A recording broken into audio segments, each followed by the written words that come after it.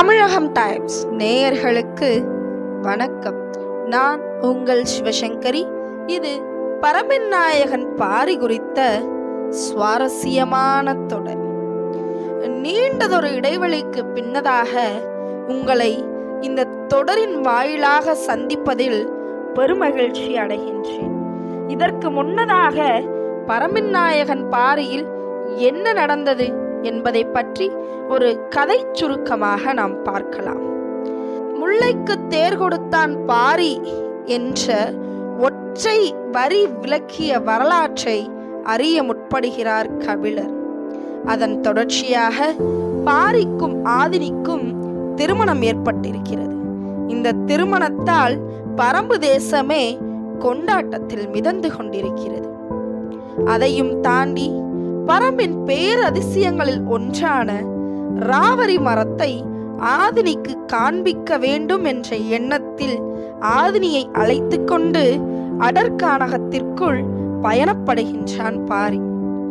பாரி நினைத்ததை போல ஆதினிக்கு ராவரி மரத்தை காண்பித்தானா என்பதை பற்றி இனிவரும் பதிவுகளில் நாம் சிந்திப்போம். ராவரி மரம் அதன் இலைகளை பகலிலே வாங்கிய ஒளியை இரவிலே உமிழும். பார்ப்பதற்கு எண்ணிலடங்காத சுடர்கள் எரியும் விளக்கை போல இருக்கும் என்றான் பாரி. கிறங்கி நின்றாள் ஆதினி. என்ன சொல்கிறீர்கள்? அப்படி ஒரு மரம் இருக்கிறதா என்றாள் ஆதினி. ஆம், மழை நீரை உள்வாங்கிய மண் ஊற்றாக கசிய விடுகிறதல்லவா, அதே போல பகல் முழுவதும் ஒளியை உள்வாங்கி இரவு முழுவதும் வெளிச்சத்தை கசியவிடும். பார்ப்பதற்கு மரம் பற்றி எறிவதை போல இருக்கும் என்றான் பாரி. சொல் கேட்டு நின்ற ஆதினியின் தோள் தொட்டான் பாரி. கனவிலிருந்து மீண்டவளை போல மீண்டாள் அவள்.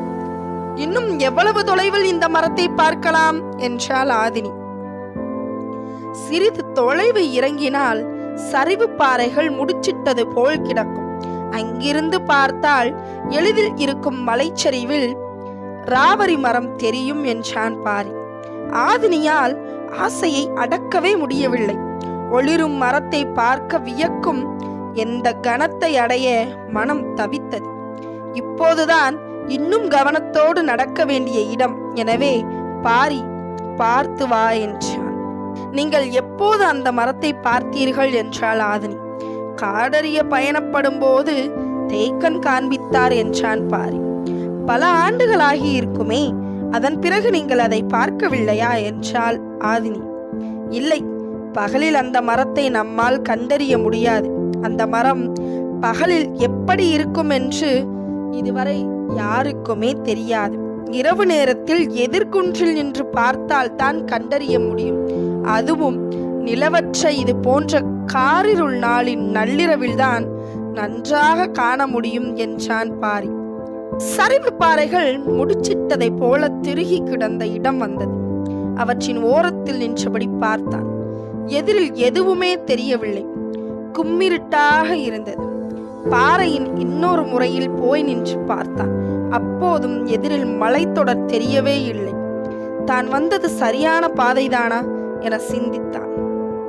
அந்த மலைச்சரிவில் இந்த இடம் மட்டும்தானே சரிவு பாறைகள் முடிச்சிட்டு கிடக்கும். எனவே தான் வந்துள்ள பாதை சரியானதுதான் என்று அவன் சிந்தித்துக் கொண்டிருக்கும் போதுதான் ஒரு உண்மை பிடிபட்டது. ஆதினியிடம் சொன்னான். நாம் சரியான இடத்திற்குத்தான் வந்துள்ளோம். ஆனால் மேகக்கூட்டங்கள் இரு மலைகளுக்கும் இடையில் முழுமையாக இறங்கி நிற்கின்றன. அதனால் எதிரில் இருக்கும் மலைத்தொடரை நம் கண்களுக்கு தெரியவில்லை என்றான் பாரி. ஆதினியின் முகம் சற்றே கவலையடைந்தது. அப்படியென்றால் நம்மால் இன்று பார்க்க முடியாதா என்றாள். அவள் கேட்டுக்கொண்டிருந்த போதுதான் பாரிக்கு தோன்றியது, இன்னும் சிறிது நேரத்தில் மழை வந்துவிடும்.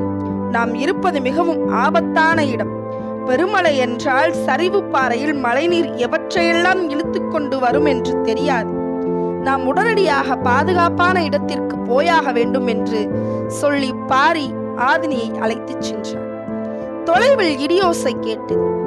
பறையை இழுத்து அடிக்கையில் தோளின் மீது இருக்கும் தூசி அதிர்வதை போல மாமலை அதிர்ந்து அடங்கியது. பெரும் மின்னல் ஒன்று வெட்டி இறங்கியது.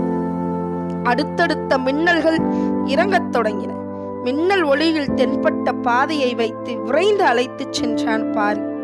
அவன் எண்ணி வந்தது போலவே பிளவுண்ட பாறைகளுக்கு நடுவில் பெருங்குகை ஒன்று இருந்தது. விரைந்து வந்து குகைக்குள் நுழைந்தனர். கொட்டும் மலையின் கொட்டம் தொடங்கியது. எங்கும் மலையின் பேரோசை, இடியால் காடு நடங்கியது. உரிய நேரத்தில் குகைக்குள் அண்டியதால் ஆபத்தில் இருந்து நாம் தப்பித்தோம். நாம் இருப்பது மலைச்சரிவின் செங்குத்தான சரிவு பகுதி. மேலேறவும் முடியாது, கீழிறங்கவும் முடியாது. இந்த பகுதியில் பாதுகாப்பாக அண்டுவதற்கு இந்த ஒற்றை குகை மட்டுமே உண்டு என்று பாரி சொல்லிக் கொண்டிருந்தான்.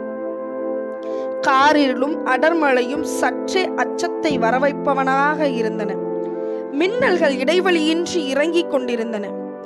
ஆனாலும் மின்னல் ஒளியில் குகையின் உட்புறத்தை பார்க்க முடியவில்லை. இது எவ்வளவு உள்வாங்கிய குகை! இதற்குள் விலங்குகள் எதுவும் பதுங்கி இருக்குமா என்ற எண்ணங்கள் தோன்றியபடியே இருக்க ஆதினி அமைதியானாள். இடுப்பில் இருக்கும் சிறு வாள் தவிர பாரியிடமும் வேறு ஆயுதங்கள் இல்லை என்பதை அவள் கவனித்தபடியே இருந்தாள். மழையின் ஓசை அடங்கும் வரை ஆதினி அமைதி நீடிக்கும் என்பதை உணர்ந்தான் பாரி.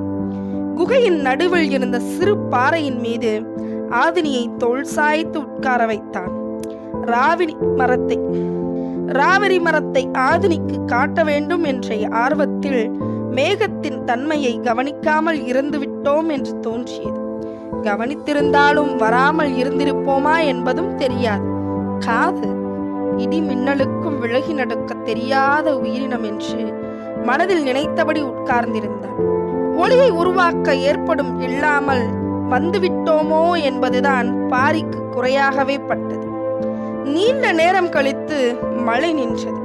அதன் பிறகுதான் நீரின் ஓசை மேலேறி வந்தது.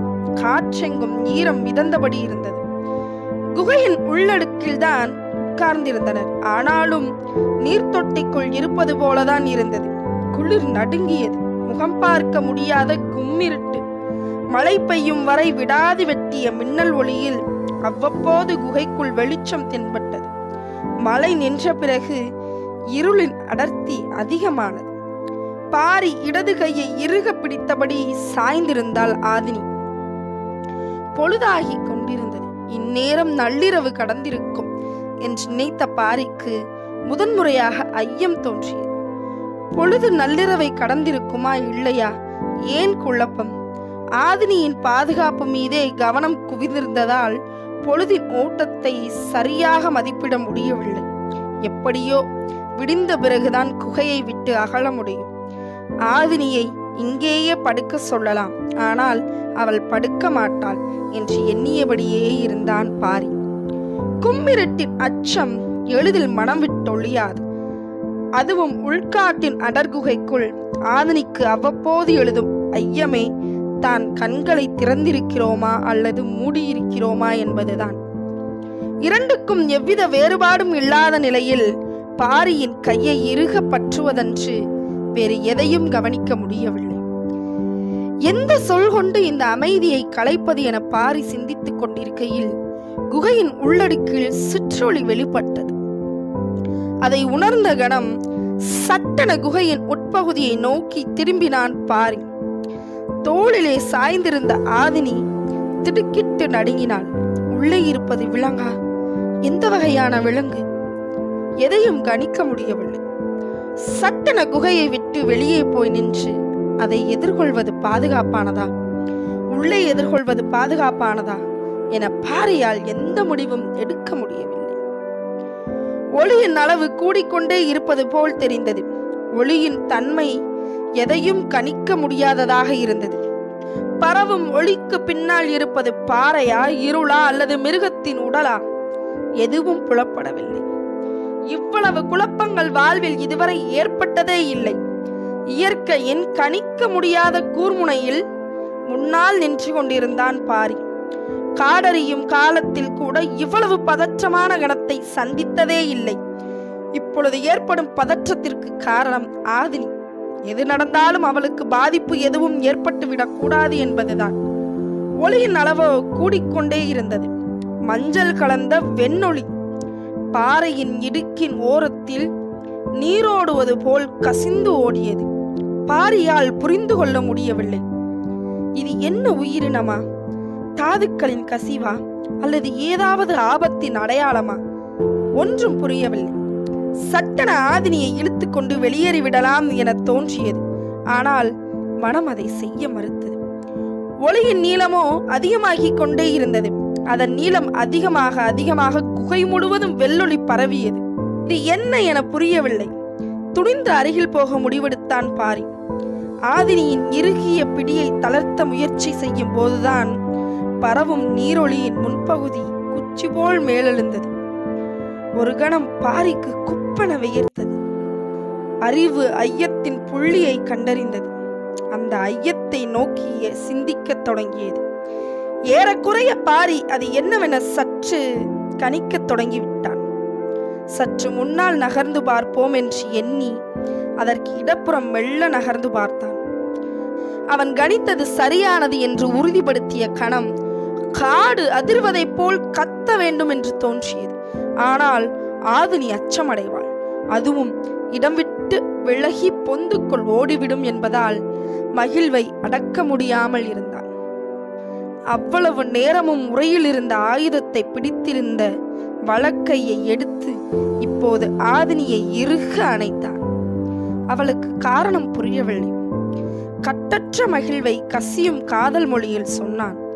ஆதினி, நீ பார்த்து கொண்டிருப்பது இந்த புவியின் பேரதிசயம் என்றான்.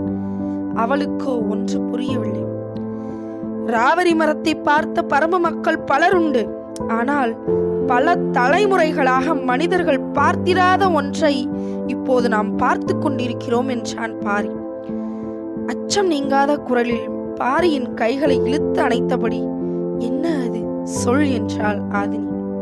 இதுதான் ஒளிவு மிழும் வெண்சாரை, நாகர்குடியின் குலதெய்வம். இது பார்த்தவர்கள் மரணமில்லா பெருவாழ்வு வாழ்வார்கள் என்பது நாகர்குடியினரின் நம்பிக்கை என்றான் பாரி. பாரியின் சொல் ஒளியில் மிதந்தபடி இருந்தது. நேரம் ஆக ஆக அந்த குகை மிளிரும் வெண்மஞ்சள் ஒளியால் நிரம்பியது. சொற்கள் நாகர்களின் ஆதி வரலாறில் இருந்து வெளிவந்து கொண்டிருந்தது. ஆதினியின் முகத்தில் பூத்த மகிழ்விற்கு எல்லையே இல்லை. பாரியின் முகம் அதைவிட பெருமகிழ்வை வெளிப்படுத்தியது. பெருமின்னல் வெட்டி மீண்டும் மழை தொடங்கியது. குகைக்குள் மகிழ்வு எல்லையற்றதாக இருந்தது. அவர்கள் அதை பார்த்தபடி அப்படியே உட்கார்ந்திருந்தனர். அது பாறையின் ஓரம் அசையாமல் இருந்தது. செதில்களின் அசைவு சிற்றகளின் நாக்கு அசைவதை போல ஒளியை அது அசைத்து கொண்டே இருந்தது. காலம் காலமாக இருக்கும் கதை ஒன்று காட்சியாக மாறிக்கொண்டிருக்கும் பேரதிசயத்தை கண்ணருகே பார்த்து கொண்டிருந்தனர். இருவரும் இமைகள் துடிக்கவில்லை. உற்று பார்த்து கொண்டிருக்கும் முகம் அசையவில்லை. ஆனாலும் ஒளியின் அளவு கூடுவதை அவர்களால் கவனம் கொள்ளவே இல்லை. அதிசயத்தை அளவிட முடியாத மனம் கரைந்த ஒன்றை கணக்கிட முடியாது. உற்று பார்த்து கொண்டிருந்த ஆதினி சட்டென திடுக்கிட்டு துள்ளி எழுந்தாள். என்னவென பார்த்தான் பாரி. ஆதினியின் அருகில் இருந்து பாறை இடுக்கிலிருந்து இன்னொன்று ஊர்ந்து அதை நோக்கி போய்க் கொண்டிருந்தது. பார்த்தபடி பாரியின் வலப்புறம் வந்து பதுங்கி உட்கார்ந்தாள் ஆதினி. ஒளிவு முழும் இரு வெண் கோடுகளும் ஒன்றாக சந்தித்தன. சிறிது நேரத்தில் ஒன்றை ஒன்று சுற்றி பின்னத் தொடங்கின.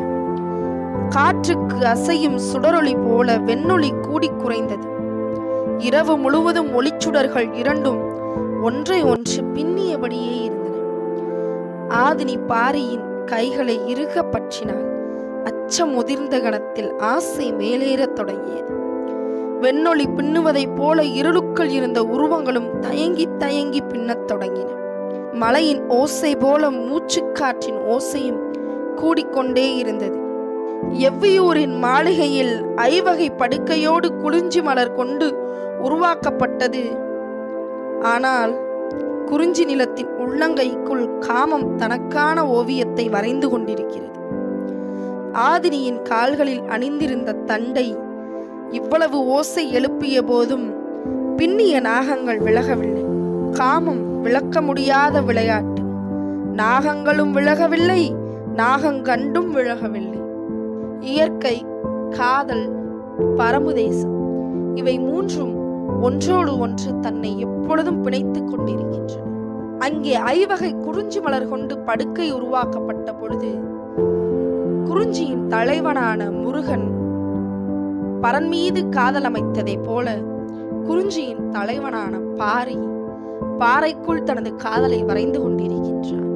சரி, அவன் முல்லைக்கு எப்பொழுதுதான் தேர் கொடுத்தான்? இனிவரும் பதிவுகளில் நாம் சிந்திப்போம். தொடர்ந்து இணைந்திருங்கள். இது பரம்பின் நாயகன் பாரி குறித்த சுவாரஸ்யமான தொடர். பல கண்ணா பின்னா யூடியூப் சேனல்களுக்கு நடுவில் உங்களுக்கான டைமிங்கில் பெஸ்ட் டைம் பாஸாக இருக்கக்கூடியது நம்ம தமிழகம் டைம்ஸ் சேனல் மட்டும்தான் நண்பர்களே. நம்ம சேனலில் வரக்கூடிய ஷோஸ் எல்லாமே உங்களுக்கு ரொம்ப பிடிச்சிருக்குன்னு நாங்கள் நம்புகிறோம்.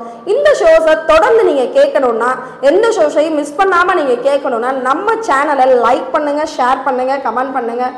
அப்படியே பக்கத்தில் இருக்கக்கூடிய பெல் ஐக்கானை கிளிக் பண்ணுங்கள். முக்கியமாக சப்ஸ்கிரைப் பண்ண மறந்துடாதீங்க பங்காளி.